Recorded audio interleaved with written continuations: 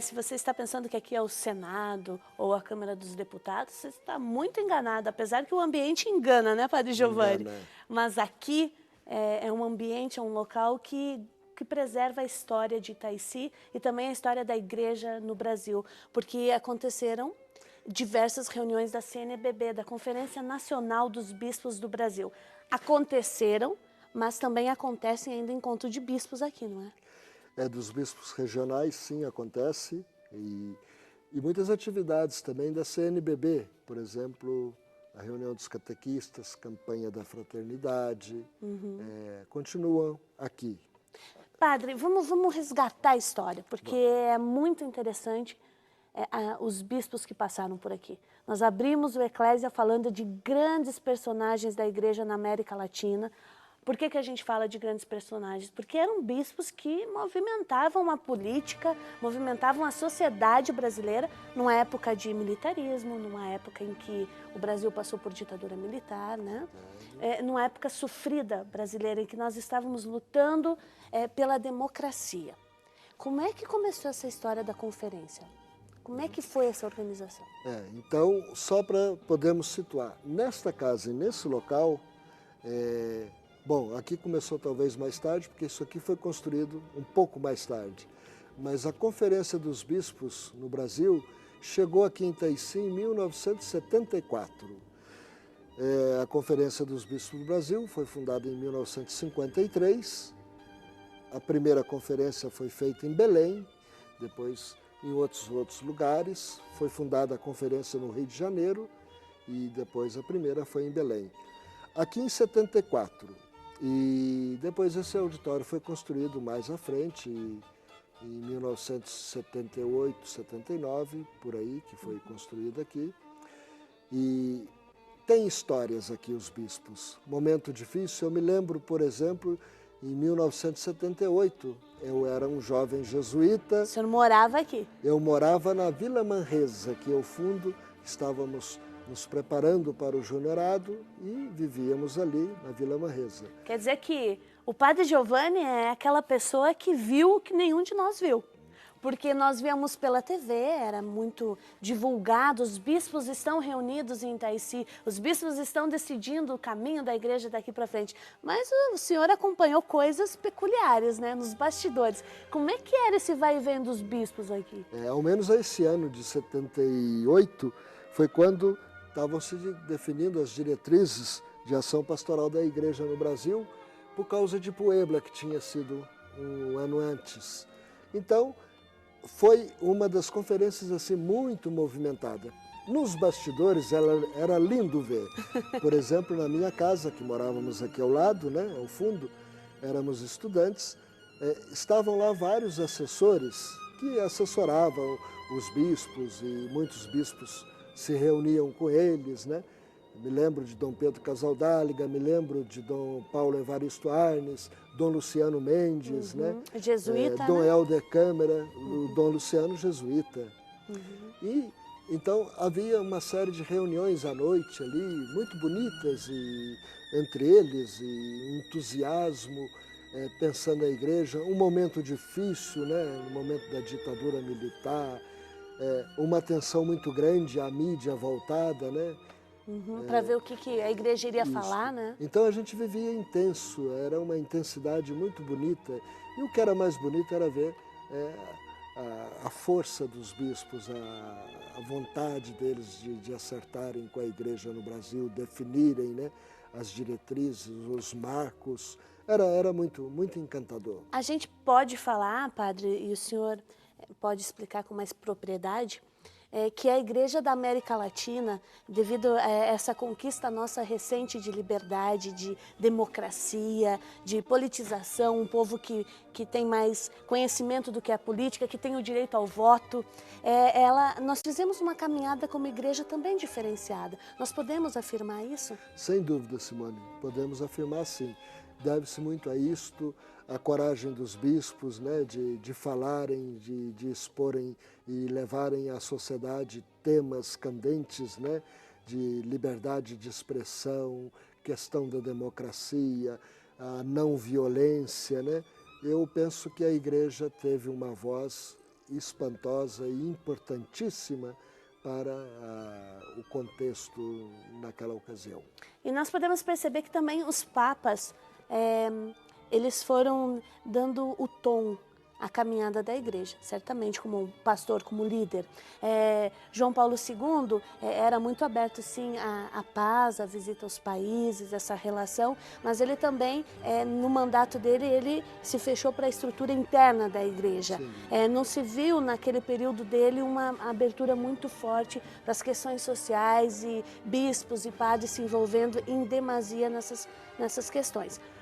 Por outro lado, nós temos agora o Papa Francisco, e ele frequentemente usa expressões como a teologia do povo, que é um Papa que nós podemos afirmar que está de novo abrindo para essas questões?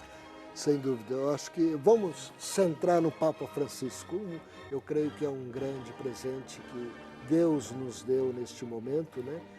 Para a igreja e para o mundo, um homem aberto, um homem de uma sensibilidade, de uma humanidade espantosa. Que Deus o conserve assim, que ele possa dar à igreja aquilo que o Papa João XXIII queria tanto e sonhava, né? Um arejamento, abrir as janelas da igreja, né? Ventilar. E ele tem conseguido. E espero que ele possa dar passos mais gigantescos ainda para que a igreja possa viver profundamente a vida das pessoas, os anseios das pessoas e buscarem juntos respostas para que o nosso mundo seja um mundo melhor, né? E lembrando que ele também é jesuíta, o Papa Francisco. Ele segue Santo Inácio de Loyola aí, né? Tem por trás toda uma espiritualidade muito marcante da Companhia de Jesus, ou da espiritualidade inaciana, né? Os exercícios espirituais, ele se move neste mundo, né? Ele entende dessa linguagem. Entende. Pedro Casaldáliga, Helder Câmara, talvez sejam nomes mais fortes que todos nós conhecemos, por ouvir falar, porque vivemos na época deles, enfim. Quem foram esses homens? Quais foram as causas que eles defenderam? Para nós termos tanta referência com relação a ele. Eram todos bispos, e sobretudo eles, os nomes que você citou, por exemplo, Dom Paulo Arnes, Dom Pires, da Paraíba, né? E tantos outros, né? O Dom Balduino, Tomás Balduino, eram pessoas com uma sensibilidade muito forte ao sofrimento, muito grande também para que as pessoas pudessem participar da vida do dia a dia política e que pudessem ser também eles os protagonistas da nossa história, né?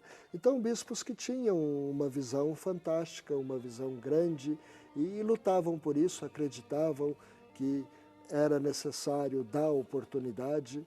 Hoje a gente vê com muita tristeza que a luta deles foi importante, mas o que a sociedade hoje, o capitalismo faz com as pessoas, é um pouco o que eles antes gritavam, né?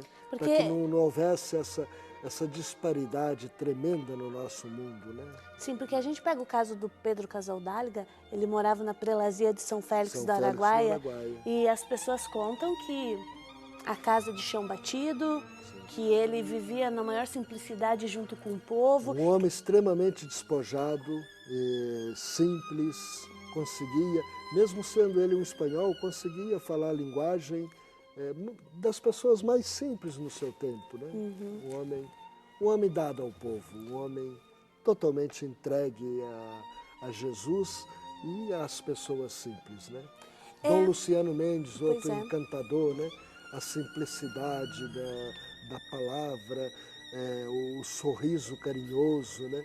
Ele era muito afetuoso, era um homem que tinha entrada em todas as portas, né? Ele conseguia circular em todos os lugares e era um manso de coração, né? Exatamente, mesmo nós sabemos que, assim como na sociedade existem os prós e contras, grupos que pensam diferentes, é lógico que dentro da igreja nós também temos porque a igreja é formada por homens, por mulheres que têm mentalidades diferentes, que querem acertar. Certo, Eu é acredito verdade. que no fundo todos querem, mas figuras como o Dom Luciano, isso que o senhor diz é muito importante, conseguir entrar em todos os locais, naqueles que pensavam como ele e também naqueles ambientes das pessoas que não pensavam como ele. E o lema dele, né? Em que posso ajudar? Sem dúvida. Em que posso servir? São pastores que deixam aí um recado para cada um de nós. Deixa um legado e deixa uma marca profunda. Eu penso que são pessoas que marcaram a história da igreja no Brasil, né? E marcaram muito a história também aqui em Itaici, né? Justamente. A presença deles, o modo como tratava todo mundo, né? Era muito bonito. A gente via, por exemplo, quantas pessoas pobres vinham no tempo da CNBB, não era só jornalistas que vinham ou outras pessoas que vinham falar com os bispos, mas vinham pessoas pobres também falar, né? Falar da sua necessidade. Falar das suas necessidades. Era muito bonito porque esta casa é a casa do Dom Luciano, né? Ele era um jesuíta como nós e ele acolhia com carinho as pessoas porque trabalhava o dia inteiro e às vezes dedicava horas e horas à noite acolhendo pessoas, ouvindo, dando conselhos, né? Acolhendo e tratando as pessoas com dignidade. Né? Sendo um pastor. É uma grande referência. E ele e outros. Bom, durante muito tempo então aconteceu, as reuniões da CNBB aconteceram aqui em Itaici, mas a partir de que momento foi para Aparecida do Norte, no santuário? Como é que foi essa mudança? Foi em 2009, os bispos estavam pedindo que houvesse mais espaço e eu creio que essa não é a única razão. Uma das razões que pesou, pelo que eu me lembro na reunião, é que também eles queriam estar próximo à padroeira do Brasil, Nossa Senhora Aparecida, né?